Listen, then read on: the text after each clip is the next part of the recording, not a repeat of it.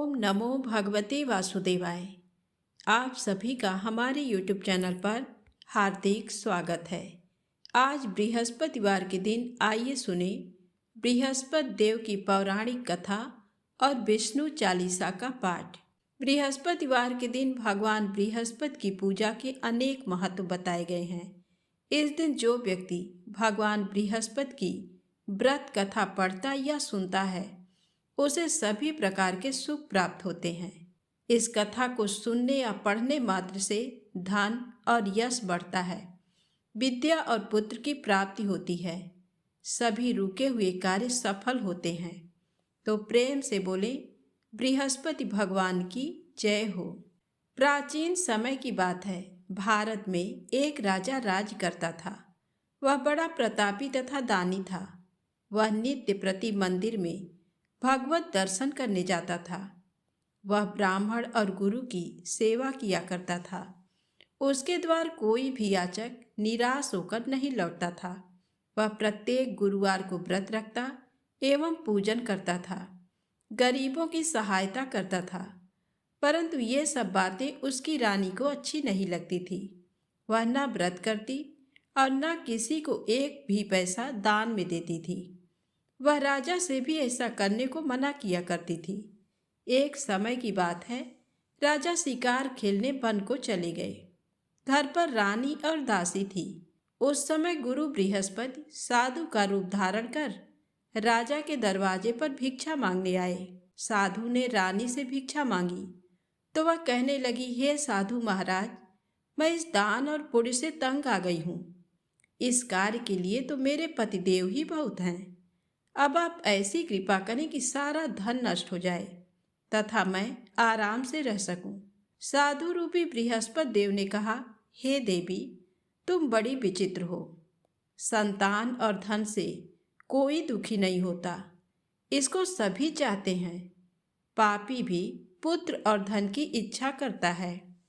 अगर तुम्हारे पास धन अधिक है तो भूखे मनुष्यों को भोजन कराओ, प्याऊ लगवाओ, ब्राह्मणों को दान दो, धर्मशालाएं बनवाओ, कुआं, तालाब, बावड़ी, बाग बगीचे आदि का निर्माण कराओ तथा निर्धनों की कुंवारी कन्याओं का विवाह कराओ, साथ ही यज्ञ आदि करो।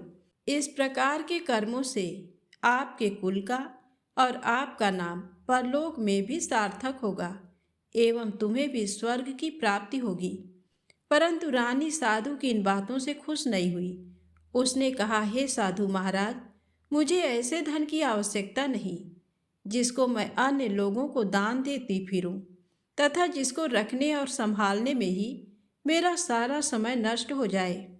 साधु ने कहा, हे देवी, यदि तुम्हारी ऐसी ही इच्छा है तो जैसा मैं तुम्हें बताता हूँ तुम वैसा ही करना।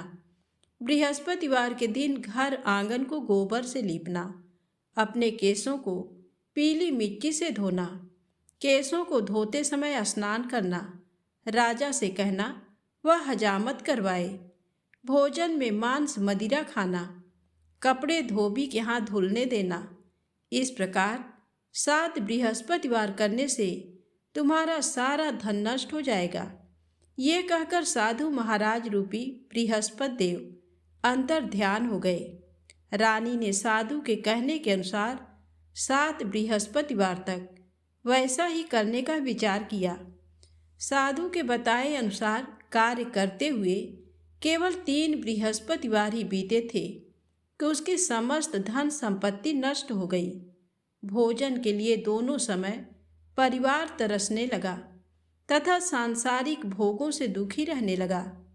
तब राजा रानी से कहने लगा कि हे रानी, तुम यहाँ पर रहो, मैं दूसरे देश को जाता हूँ, क्योंकि यहाँ पर मुझे सभी मनुष्य जानते हैं, इसलिए मैं यहाँ पर कोई काम नहीं कर सकता। मैं अब परदेश जा रहा हूँ, वहाँ कोई काम धंधा करूँगा, शायद हमारे भाग्य बदल जाएं। ऐसा कहकर राजा परदेश चला गया। वह वहाँ जंगल से लकड़ी काट कर लाता और शहर में बेचता। इस तरह जीवन व्यतीत करने लगा। इधर राजा के बिना रानी और दासी दुखी रहने लगी। किसी दिन भोजन मिलता और किसी दिन जल पीकर ही रह जाती। एक बार जब रानी और दासी को 7 दिन तक बिना भोजन के रहना पड़ा तो रानी ने अपनी दासी से कहा, हे दासी, पास ही के नगर में मेरी बहन रहती है। वह बड़ी धनवान है। तू उसके पास जा और कुछ ले आ ताकि थोड़ी बहुत गुजर बसर हो जाए। दासी रानी की बहन के पास गई। उस दिन गुरुवार था और रानी की बहन उस समय बृहस्पतिवार व्रत की कथा सुन रही थी। दासी ने रानी की बहन को अपनी रानी का संदेश दिया, लेकिन रानी की बड़ी बहन ने कोई उत्तर नहीं दिया। जब दासी को रानी की बहन से कोई उत्तर नहीं मिला तो वह बहुत दुखी हुई और उसे क्रोध भी आया। दासी ने वापस आकर रानी को सारी बात बता दी। सुनकर रानी ने अपने भाग्य को कोसा। उधर रानी की बहन ने सोचा कि मेरी बहन की दासी आई थी, परंतु मैं उससे नहीं बोली, इससे वह बहुत दुखी हुई होगी। कथा सुनकर और पूजन समाप्त करके वह अपनी बहन के घर आई और कहने लगी, हे बहन, मैं बृहस्पतिवार का व्रत कर रही थी। तुम्हारी दासी मेरे घर आई थी, परंतु जब तक कथा होती है तब तक न तो उठते हैं और ना ही बोलते हैं, इसलिए मैं नहीं बोली। कहो दासी क्यों गई थी? रानी बोली, बहन, तुमसे क्या छिपाऊं? हमारे घर में खाने तक को अनाज नहीं था। ऐसा कहते कहते रानी की आंखें भर आईं। उसने दासी समेत पिछले 7 दिनों से भूखे रहने तक की बात अपनी बहन को विस्तार पूर्वक सुना दी। रानी की बहन बोली, देखो बहन, भगवान बृहस्पति देव सबकी मनोकामना को पूर्ण करते हैं। देखो, शायद तुम्हारे घर में अनाज रखा हो। पहले तो रानी को विश्वास नहीं हुआ, पर बहन के आग्रह करने पर उसने अपनी दासी को अंदर भेजा तो उसे सचमुच अनाज से भरा एक घड़ा मिल गया। ये देखकर दासी को बड़ी हैरानी हुई। दासी रानी से कहने लगी, हे रानी, जब हमको भोजन नहीं मिलता तो हम व्रत ही तो करते हैं, इसलिए क्यों न इनसे व्रत और कथा की विधि पूछ ली जाए ताकि हम भी व्रत कर सकें। तब रानी ने अपनी बहन से बृहस्पतिवार व्रत के बारे में पूछा। उसकी बहन ने बताया, बृहस्पतिवार के व्रत में चने की दाल और मुनक्का से विष्णु भगवान का केले की जड़ में पूजन करें तथा दीपक जलाएं, व्रत कथा सुने और पीला भोजन ही करें। इससे बृहस्पति देव प्रसन्न होते हैं। व्रत और पूजन विधि बताकर रानी की बहन अपने घर को लौट गई। 7 दिन के बाद जब गुरुवार आया तो रानी और दासी ने व्रत रखा। घुड़साल में जाकर चना और गुड़ लेकर आई। फिर उससे केले की जड़ तथा विष्णु भगवान का पूजन किया। अब पीला भोजन कहाँ से आए, इस बात को लेकर दोनों बहुत दुखी थे। चूंकि उन्होंने व्रत रखा था, इसलिए बृहस्पति देव उनसे प्रसन्न थे। इसलिए वे एक साधारण व्यक्ति का रूप धारण कर 2 थालों में सुंदर पीला भोजन दासी को दे गए। भोजन पाकर दासी प्रसन्न हुई और फिर रानी के साथ मिलकर भोजन ग्रहण किया। उसके बाद वे सभी गुरुवार को व्रत और पूजन करने लगी। बृहस्पति भगवान की कृपा से उनके पास फिर से धन संपत्ति आ गई, परंतु रानी फिर से पहले की तरह आलस्य करने लगी। तब दासी बोली, देखो रानी, तुम पहले भी इस प्रकार आलस्य करती थी। तुम्हें धन रखने में कष्ट होता था, इस कारण सभी धन नष्ट हो गया, और अब जब भगवान बृहस्पति की कृपा से धन मिला है तो तुम्हें फिर से आलस्य होता है। रानी को समझाते हुए दासी कहती है कि बड़ी मुसीबतों के बाद हमने ये धन पाया है, इसलिए हमें दान पुण्य करना चाहिए, भूखे मनुष्यों को भोजन कराना चाहिए और धन को शुभ कार्यों में खर्च करना चाहिए, जिससे तुम्हारे कुल का यश बढ़ेगा, स्वर्ग की प्राप्ति होगी और पितृ प्रसन्न होंगे। दासी की बात मानकर रानी अपना धन शुभ कार्यों में खर्च करने लगी, जिससे पूरे नगर में उसका यश फैलने लगा। एक दिन रानी और दासी दोनों आपस में विचार करने लगी कि न जाने राजा किस दशा में होंगे। उनकी कोई खोज खबर भी नहीं है। उन्होंने श्रद्धा पूर्वक गुरु बृहस्पति भगवान से प्रार्थना की कि राजा जहाँ कहीं भी हो शीघ्र वापस आ जाएं। उधर राजा परदेश में बहुत दुखी रहने लगा।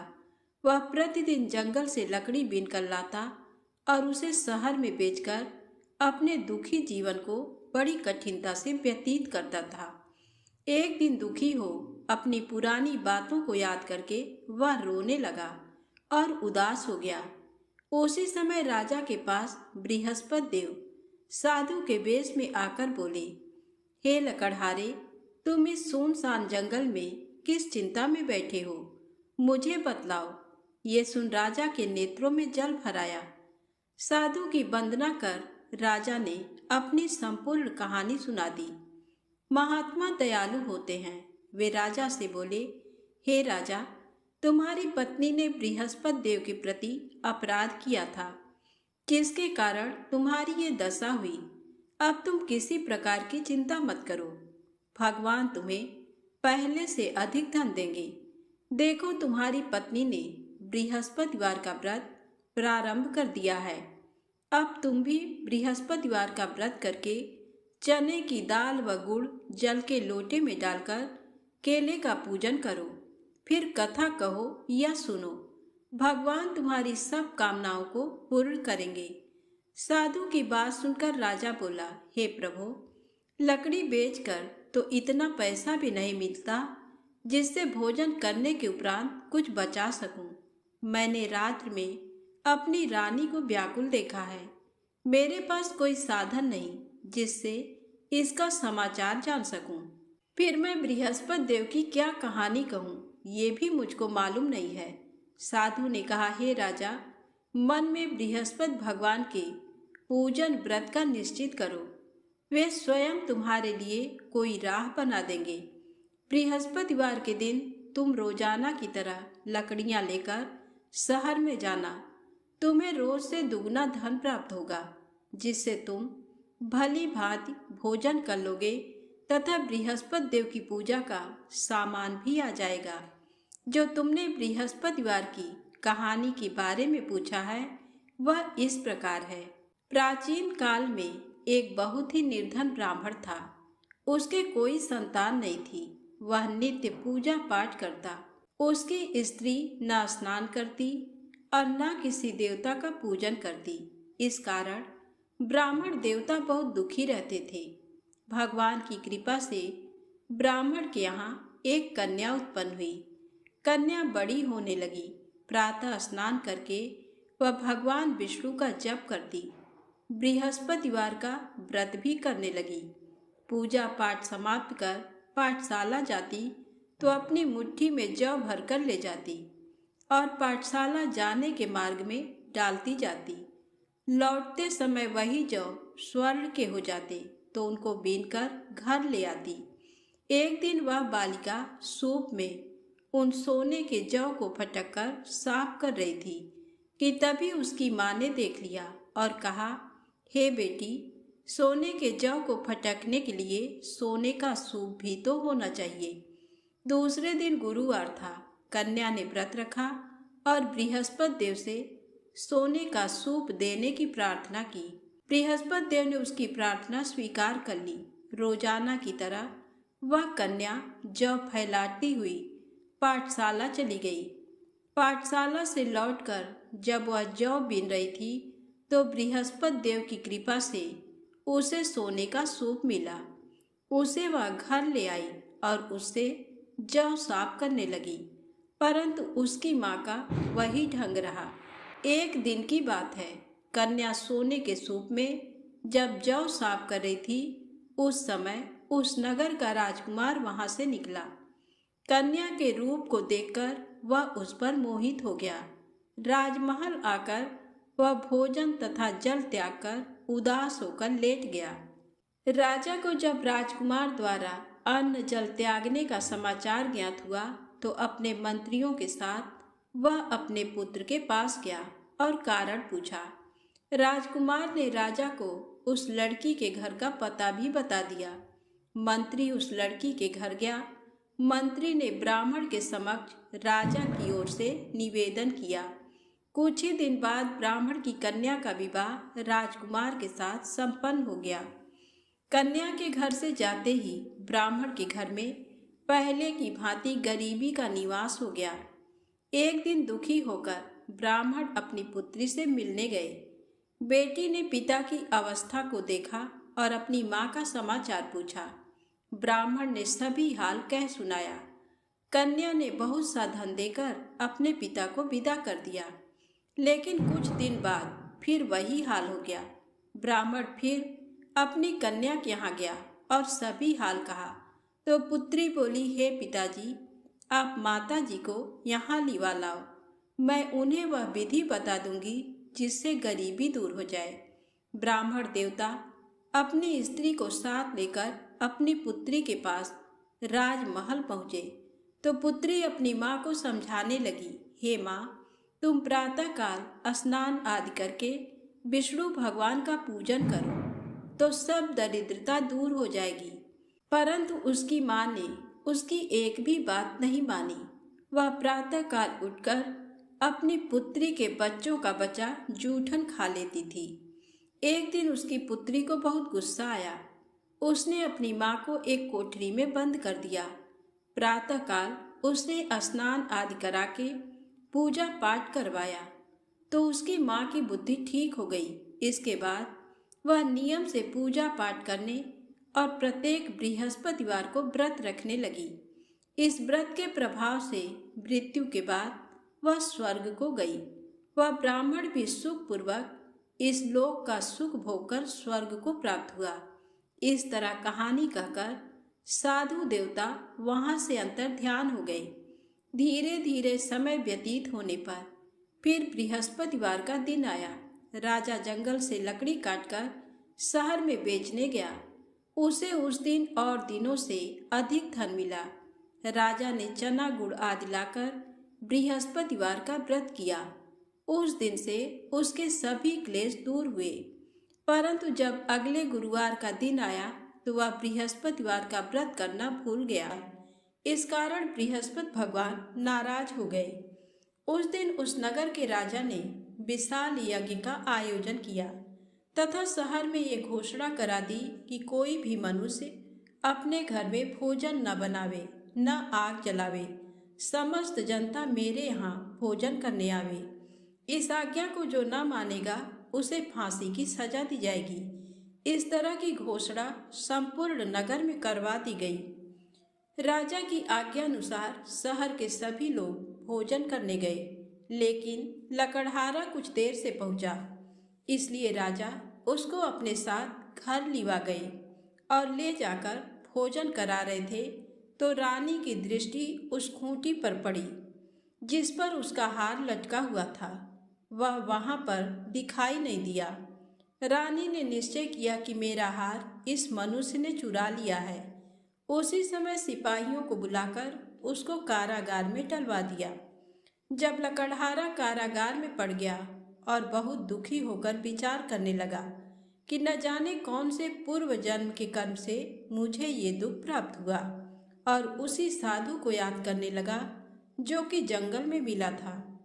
उसी समय तत्काल बृहस्पति देव साधु के रूप में प्रकट हुए और उसकी दशा को देखकर कहने लगे, अरे मूर्ख, तूने बृहस्पति देव की कथा नहीं करी, इस कारण तुझे दुख प्राप्त हुआ है। अब चिंता मत कर। बृहस्पतिवार के दिन कारागार के दरवाजे पर 4 पैसे पड़े मिलेंगे। उनसे तू बृहस्पति देव की पूजा करना, तेरे सभी कष्ट दूर हो जाएंगे। बृहस्पति के दिन उसे 4 पैसे मिले। लकड़हारे ने कथा कही। उसी रात्रि को बृहस्पति देव ने उस नगर के राजा को स्वप्न में कहा, हे राजा, तुमने जिस आदमी को कारागार में बंद कर दिया है वह निर्दोष है। वह राजा है, उसे छोड़ देना। रानी का हार उसी खूंटी पर लटका है। अगर तू ऐसा नहीं करेगा तो मैं तेरे राज्य को नष्ट कर लूँगा। इस तरह रात्रि के स्वप्न को देखकर राजा प्रातःकाल उठा और खूंटी पर हार देकर लकड़हारे को बुलाकर क्षमा मांगी तथा लकड़हारे को योग्य सुंदर वस्त्र आभूषण देकर विदा कर दिया। बृहस्पति देव की आज्ञा अनुसार लकड़हारा अपने नगर को चल दिया। राजा जब अपने नगर के निकट पहुंचा तो उसे बड़ा आश्चर्य हुआ। नगर में पहले से अधिक बाग, तालाब, कुएं तथा बहुत सी धर्मशाला, मंदिर आदि बन गए हैं। राजा ने पूछा, ये किसका बाग और धर्मशाला है? तब नगर के सब लोग कहने लगे, ये सब रानी और बांदी के हैं। तो राजा को आश्चर्य हुआ और गुस्सा भी आया। जब रानी ने ये खबर सुनी कि राजा आ रहे हैं तो उन्होंने बांदी से कहा कि हे दासी, देख राजा हमको कितनी बुरी हालत में छोड़ गए थे। हमारी ऐसी हालत देखकर वह लौट न जाएं, इसलिए तू दरवाजे पर खड़ी हो जा। आज्ञा अनुसार दासी दरवाजे पर खड़ी हो गई। राजा आए तो उन्हें अपने साथ लिवा लाई। तब राजा ने क्रोध करके अपनी रानी से पूछा कि ये धन तुम्हें कैसे प्राप्त हुआ है? तब उन्होंने कहा, हमें ये सब धन बृहस्पति देव के इस व्रत के प्रभाव से प्राप्त हुआ है। राजा ने निश्चय किया कि 7 रोज बाद तो सभी बृहस्पति देव का पूजन करते हैं, परंतु मैं प्रतिदिन दिन में 3 बार कहानी तथा रोज व्रत किया करूँगा। अब हर समय राजा के दुपट्टे में चने की दाल बंधी रहती तथा दिन में 3 बार कहानी कहता। एक रोज राजा ने विचार किया कि चलो अपनी बहन के यहाँ हो आवें। इस तरह निश्चय कर राजा घोड़े पर सवार हो अपनी बहन के यहाँ को चलने लगा। मार्ग में उसने देखा कि कुछ आदमी एक मुर्दे को लिए जा रहे हैं। उन्हें रोककर राजा कहने लगा, अरे भाइयों, मेरी बृहस्पति देव की कथा सुन लो। वे बोले, लो हमारा तो आदमी मर गया है, इसको अपनी कथा की पड़ी है। परंतु कुछ आदमी बोले, अच्छा कहो, हम तुम्हारी कथा भी सुनेंगे। राजा ने दाल निकाली और जब कथा आधी हुई थी कि मुर्दा हिलने लग गया, और जब कथा समाप्त हो गई तो राम राम करके मनुष्य उठकर खड़ा हो गया। आगे मार्ग में उसे एक किसान खेत में हल चलाता मिला। राजा ने उसे देखा और उससे बोले, अरे भैया, तुम मेरी बृहस्पतिवार की कथा सुन लो। किसान बोला, जब तक मैं तेरी कथा सुनूंगा तब तक 4 हरैया जोत लूँगा। जाए अपनी कथा किसी और को सुनाना। इस तरह राजा आगे चलने लगा। राजा के हटते ही बैल पछाड़ खाकर गिर गए तथा किसान के पेट में बड़ी जोर का दर्द होने लगा। उस समय उसकी माँ रोटी लेकर आई। उसने जब ये देखा तो अपने पुत्र से सब हाल पूछा और बेटे ने सभी हाल कह दिया। तो बुढ़िया दौड़ी दौड़ी उस घुड़सवार के पास गई और उससे बोली कि मैं तेरी कथा सुनूंगी, तू अपनी कथा मेरे खेत पर चलकर ही कहना। राजा ने बुढ़िया के खेत पर जाकर कथा कही, जिसके सुनते ही वह बैल उठ खड़े हुए तथा किसान के पेट का दर्द भी बंद हो गया। राजा अपनी बहन के घर पहुंचा। बहन ने भाई की खूब मेहमानी की। दूसरे रोज प्रातःकाल राजा जगा तो वह देखने लगा कि सब लोग भोजन कर रहे हैं। राजा ने अपनी बहन से कहा, ऐसा कोई मनुष्य है जिसने भोजन नहीं किया हो, मेरी बृहस्पतिवार की कथा सुन ले। बहन बोली, हे भैया, ये देश ऐसा ही है कि पहले यहाँ लोग भोजन करते हैं, बाद में अन्य काम करते हैं। अगर कोई पड़ोस में हो तो देख आऊं। वह ऐसा कहकर देखने चली गई, परंतु उसे कोई ऐसा व्यक्ति नहीं मिला जिसने भोजन न किया हो। अतः वह एक कुम्हार के घर गई जिसका लड़का बीमार था। उसे मालूम हुआ कि उनके यहाँ 3 रोज से किसी ने भोजन नहीं किया है। रानी ने अपने भाई की कथा सुनने के लिए कुम्हार से कहा। वह तैयार हो गया। राजा ने जाकर बृहस्पतिवार की कथा कही, जिसको सुनकर उसका लड़का ठीक हो गया। अब तो राजा की प्रशंसा होने लगी। एक रोज राजा ने अपनी बहन से कहा कि हे बहन, हम अपने घर को जाएंगे, तुम भी तैयार हो जाओ।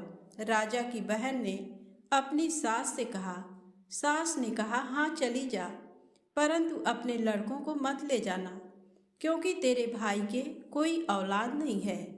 बहन ने अपने भैया से कहा, हे भैया, मैं तो चलूंगी, पर कोई बालक नहीं जाएगा। राजा बोला, जब कोई बालक नहीं चलेगा तब तुम ही क्या करोगी। बड़े दुखी मन से राजा अपने नगर को लौट आया। राजा ने अपनी रानी से कहा, हम निर्वंशी हैं, हमारा मुंह देखने का धर्म नहीं है और कुछ भोजन आदि नहीं किया। रानी बोली, हे प्रभु, बृहस्पति देव ने हमें सब कुछ दिया है, वह हमें औलाद अवश्य देंगे। उसी रात को बृहस्पति देव ने राजा से स्वप्न में कहा, हे राजा उठ, सभी सोच त्याग दे, तेरी रानी गर्भ से है। राजा को ये बात सुनकर बड़ी खुशी हुई। 9वें महीने में उसके गर्भ से एक सुंदर पुत्र पैदा हुआ। तब राजा बोला, हे रानी, स्त्री बिना भोजन के रह सकती है, पर बिना कहे नहीं रह सकती। जब मेरी बहन आवे तुम मुझसे कुछ कहना मत। रानी ने सुनकर हाँ कर दिया। जब राजा की बहन ने ये शुभ समाचार सुना तो वह बहुत खुश हुई तथा बधाई लेकर अपने भाई के यहाँ आई। तभी रानी ने कहा, घोड़ा चढ़कर तो नहीं आई, गधा चढ़ी आई। राजा की बहन बोली, भाभी, मैं इस प्रकार न कहती तो तुम्हें औलाद कैसे मिलती। बृहस्पति देव ऐसे ही हैं, जैसी जिसके मन में कामनाएं हैं सभी को पूर्ण करते हैं। जो सद्भावना पूर्वक बृहस्पतिवार का व्रत करता है एवं कथा पढ़ता है अथवा सुनता है, दूसरों को सुनाता है, बृहस्पति देव उसकी सभी मनोकामना पूर्ण करते हैं। प्रेम से बोलें, बृहस्पति भगवान की जय हो। अब आइए सुने विष्णु चालीसा पाठ। विष्णु सुनिए विनय, सेवक की चितलाय, कीरत कुछ वर्णन करूं, दीजय ज्ञान बताए। नमो विष्णु भगवान खरारी, कष्ट न सामन अखिल बिहारी। प्रबल जगत में शक्ति तुम्हारी, त्रिभुवन फैल रही उजियारी। सुंदर रूप मनोहर सूरत, सरल स्वभाव मोहनी मूरत। तन पर पीतांबर अति सोहत, बैजंती माला मन मोहत। शंख चक्र कर गदा बिराजे, देखत दैत्य असुर दल भाजे। सत्य धर्म मद लोभ न गाजे, काम क्रोध मद लोभ न छाजे। संत भक्त सज्जन मन रंजन, धनुजय असुर दुष्टन दल गंजन। सुख उपजाय कष्ट सब भंजन, दोष मिटाय करत जन सज्जन। पाप काट भव सिंधु उतारण, कष्ट नाश कर भक्त उबारण। करत अनेक रूप प्रभु धारण, केवल आप भक्ति के कारण। धरणी धेनु बन तुम ही पुकारा, तब तुम रूप राम का धारा।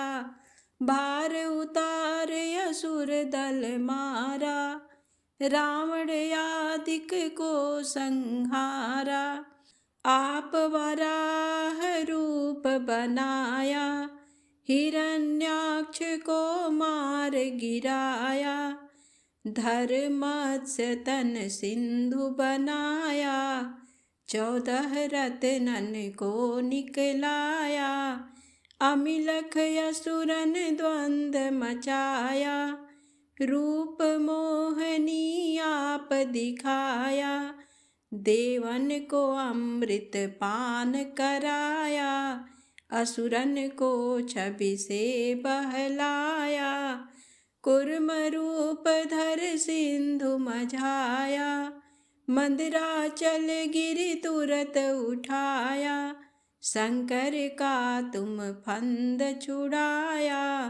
भस्मासुर को रूप दिखाया, वेदन को जब असुर डुबाया। कर प्रबंध उन्हें ढूढ़वाया, मोहित बन कर खलहि नचाया। उस ही कर से भस्म कराया, असुर जलंधर अति बलदाई। शंकर से उनकी न लड़ाई, हार पार शिव सकल बनाई। कीन सती से छल खल जाई, सुमिरन कीन तुम्हें शिवरानी। बतलाई सब विपत कहानी, तब तुम बने मुनीश्वर ज्ञानी। वृंदा की सब सुरति भुलानी, देखत तीन धनुज शैतानी। वृंदा आय तुम्हें लपटानी, हो इस परस धर्म क्षति मानी। हना असुर उर शिव शैतानी, तुमने ध्रुव प्रहलाद उबारे। हिरणाकुश आदिक खल मारे, गणिका और अजामिल तारे। बहुत भक्त भव सिंधु उतारे, हरहु सकल संताप हमारे। कृपा करहु हरि सिर जनहारे, देखहु मैं निज दरस तुम्हारे। दीन बंधु भक्तन हितकारे, चाहत आपका सेवक दर्शन। करहु दया अपनी मधुसूदन, जानू नहीं योग्य जप पूजन। होय यज्ञ ये स्तुति अनुमोदन, शील दया संतोष सुलक्षण। विदित नहीं व्रत बोध विलक्षण, करहु आपका किस विधि पूजन। कुमति बिलोक होत दुख भीषण, करहु प्रणाम कौन विधि सुमिरन। कौन भांति मैं करहु समर्पण, सुर मुनि करत सदा सेवकाई। हर्षित रहत परम गति पाई, दीन दुखिन पर सदा सहाई। निज जन जान लेओ अपनाई, पाप दोष संताप नसाओ। भव बंधन से मुक्त कराओ, सुत संपत्ति दे सुख उपजाओ। निज चरणन का दास बनाओ, भक्त सदा ये विनय सुनावे। पढ़े सुने जो जन सुख पावे। प्रेम से बोले विष्णु भगवान की जय हो। आइए सुने श्री हरि विष्णु भगवान आरती। ओम जय जगदीश हरे, स्वामी जय जगदीश हरे। भक्त जनों के संकट, दास जनों के संकट, क्षण में दूर करे। ओम जय जगदीश हरे। जो ध्यावे फल पावे, दुख बिन से मन का। स्वामी दुख बिन से मन का, सुख संपत्ति घर आवे। सुख संपत्ति घर आवे, कष्ट मिटे तन का। ओम जय जगदीश हरे। मात पिता तुम मेरे, शरण गहूँ मैं किसकी। स्वामी शरण गहूँ मैं किसकी, तुम बिन और न दूजा। प्रभु बिन और न दूजा, आस करूँ मैं जिसकी। ओम जय जगदीश हरे। तुम पूर्ण परमात्मा, तुम अंतर्यामी। स्वामी तुम अंतर्यामी। पार ब्रह्म परमेश्वर, पार ब्रह्म परमेश्वर, तुम सबके स्वामी। ओम जय जगदीश हरे। तुम करुणा के सागर, तुम पालन करता। स्वामी तुम पालन करता। मैं मूरख खलकामी, मैं सेवक तुम स्वामी। कृपा करो भरता। ओम जय जगदीश हरे। तुम हो एक अगोचर, सबके प्राणपति। स्वामी सबके प्राणपति। किस विधि मिलूं दया मैं, किस विधि मिलूं दया मैं, तुमको मैं कुमति। ओम जय जगदीश हरे। दीन बंधु दुख हरता, ठाकुर तुम मेरे। स्वामी रक्षक तुम मेरे। अपने हाथ उठाओ, अपने शरण लगाओ, द्वार पड़ा तेरे। ओम जय जगदीश हरे। विषय विकार मिटाओ, पाप हरो देवा। स्वामी पाप हरो देवा। श्रद्धा भक्ति बढ़ाओ, श्रद्धा भक्ति बढ़ाओ, संतन की सेवा। ओम जय जगदीश हरे। प्रेम से बोलें, बृहस्पति देव भगवान की जय हो।